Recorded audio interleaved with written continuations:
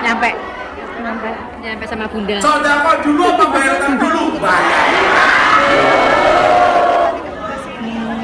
Kecil itu hidup. Loh, bukan kok berarti kena kabeh diutang ra kudu sodako. Kan kamu ngerti takaran uang kamu. Ini cicilanku, aku sebulan gajinya 10 juta, cicilanku 2 juta. Kan masih ada 10 juta toh. Ojo beli-beli banget kok risis. Jangan sampai gara-gara kita punya utang jadi bakhil, jadi pelit. Atas nama Malika. Malika ini. Aku tulis kayak Inggris. Malika.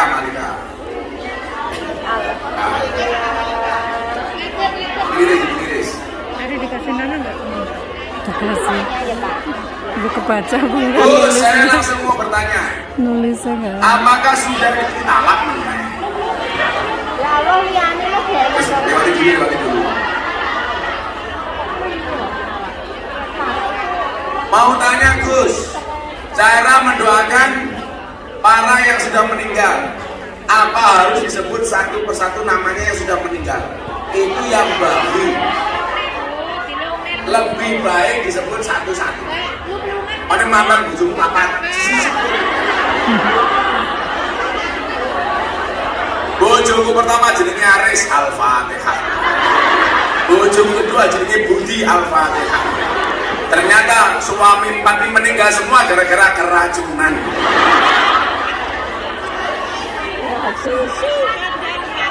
Jadi kalau mendoakan orang mati, apalagi keluarga, sebaiknya name by name satu-satu. Siapa disebut-sebut semua. Name by name atau one by one. Semua nama by name. Jadi kalau bisa disebut setiap nama. Ini siapa yang nanya? Pengantin sewu. Aris, ini bagian bos. Kalau. Habis ini. Jadi kita ketawa.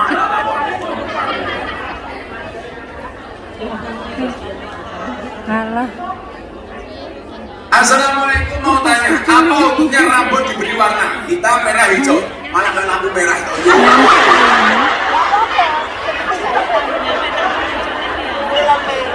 Ini siapa yang tahu? Rambut itu yang tidak boleh diwarnai hitam. Rambut putih diwarnai hitam nggak boleh. Tapi kalau mau diwarnai merah, kuning, hijau, biru nggak boleh. Jadi seleksi ya Mas Haris. Boleh. Cuman pesan saya, kalau mewarnai rambut dalam keadaan suci, jangan dalam keadaan haid, atau jangan dalam keadaan junub. Ini junub kan? Enggak cuma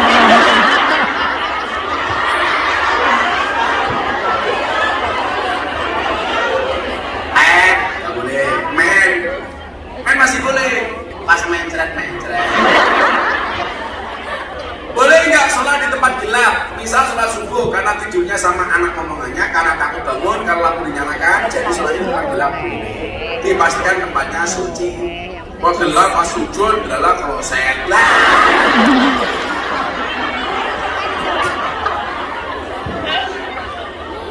karena ada banyak kasus begini dong. Kasus begini. Suami punya istri, dalam kamarnya petang.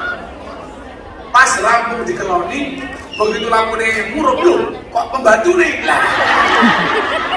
Selama dia kelon dengan yang dia anggap istrinya ternyata bukan, itu hukumnya bagaimana? Masalah itu. Malah lanjut Gus.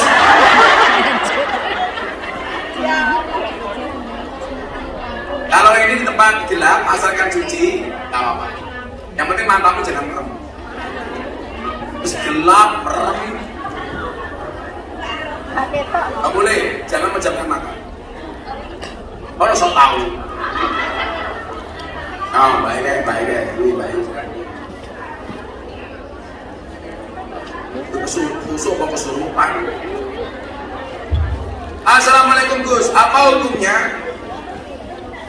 bila dalam rumah tangga walaupun masih satu rumah tapi si istri jarang atau sering menolak hubungan dengan suami. Nah, curhat nih. Nafkah itu lahir batin. Lahir itu bentuknya ekonomi, batin itu bentuknya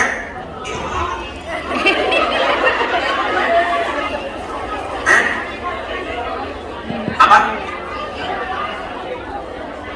Ini lucu bener. Istri meninggal, suami gak nafkahi. Lah mau dan itu dinafkahi sama. Iya, gak bener itu. Pertanyaan. Kenapa? Apa kan kalau dibandul soal? Mendas. Pertanyaan super aneh. Oh, selamat tanya. Kalau itu bukan nafkah. Kirim doa. Itu kan bedakan nafkah dengan hal-hal yang kalau suami lahir batin itu kan nafkah yang bersifat personal. Ayo aku sebagai suami ngasih istri saya uang untuk nafkah, itu namanya nafkah. Ngeloni ini nafkah. Ini yang di sini yang dimaksud orang ngeloni. Ini dosa. Masih istri kok. Bahkan kata Nabi apa? Layanilah suamimu walaupun di atas punggung unta. Jadi pas nembak unta silahkan dia.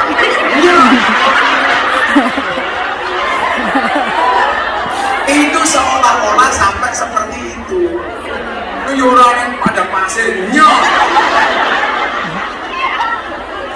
Malah gas, malah oke gas. Bisa mas makan ini. Ini siapa yang tanya? Orang wanita ngaceng. Iya. Oke. Tadi ada yang diisin.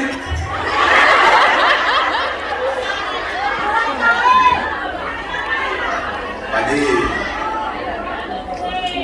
Assalamualaikum Gus. Kita ngasih uang ke orang tua tanpa izin suami, hukumnya gimana? Tetap nggak boleh.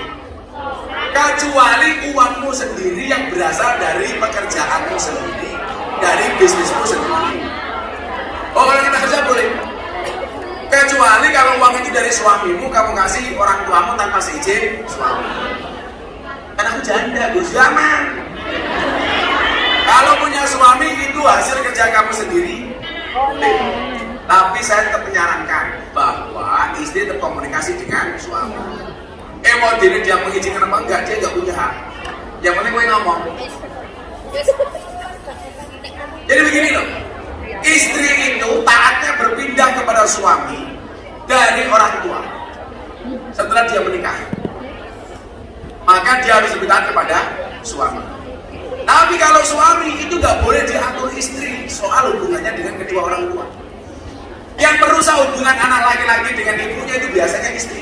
Begitu suami ngasih nafkah, istri cerewet. Kenapa suami itu harus mengutamakan ibunya? Karena gede nih bojomu, kuwi mergo susu nih mbok nih, orang mergo susu. Nah kalau istri mau ngasih orang tuanya walaupun itu uangnya sendiri, itu etika saja, tapi tidak berdosa menurut saya. Etika saja, adab saja. Sebagai istri menghormati suami. Apa ini mawon? Garis.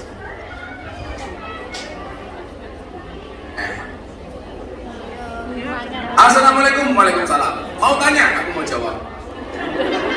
Apabila kedua orang tua meninggalkan hutang, apakah ahli waris wajib membayar hutang tersebut? Wajib. Seneng balas mati di rumahmu. Ini ahli waris. Makanya Mbak Mudin itu kalau ada orang meninggal biasanya apa? Apabila almarhum punya tanggungan hak bani adam, hutang-hutang dan lain sebagainya, tolong sampaikan kepada ahli waris. Ya kudu. Lautan mengbar, wena mati lunas, asuransi yo. Tapi utang sesama bani adam tetap kudu bayar. Maka yang dilakukan dibayar atau minta keikhlasannya. Kemarin ada yang pertanyaan menarik begini, Gus, kalau maling mati atau pelacur mati, Mbak Mudin biasanya bertanya, ini almarhum baik apa jelek? Kita harus menjawab apa, Gus? Tetap jawablah baik. Karena ngelek, Gus, nanti dulu. Baik itu maksudnya apa? Ketika Anda menjawab, ini apakah jenazah? Saya mawon, saya. Minimal kematiannya baik untuk dirinya sendiri. Kalau dia maling, dia mati, kebaikannya untuk dirinya. Gara-gara dia mati sudah tidak bisa maling lagi. Apa nama benar?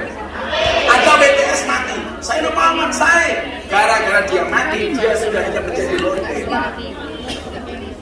Pondok hari dengan bisa di rumah Indonesia pengajian 5 jam sama kayak belas sama paham. Anak itu untuk siapa? Untuk suami di rumah. Karena minimal selama kamu pengajian, suamimu terbebas dari penderitaan.